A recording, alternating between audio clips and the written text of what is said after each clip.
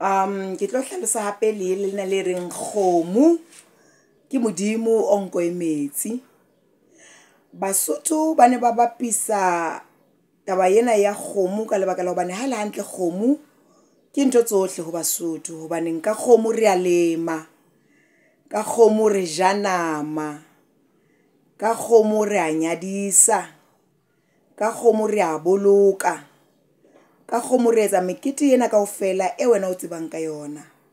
Ke ka ho hlaloswang ho thwe kgomo ke modimo o nko e metsi. Ha ho bolele hore ha o thwe ke modimo o nko e metsi ho bolela hore ke modimo eo re mo rapelang kapa ke modimo eo a rapelwang. Ho bolela fela hore ke modimo ka lebaka la hobaneng o phethahatsa merero ya Basotho.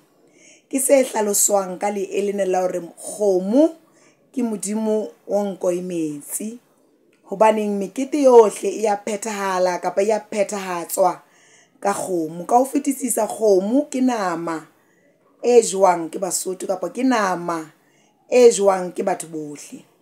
Ke se hlaloswang fela ka le reng kgomo ke modimo o nko e metsi. Ke a itebohela.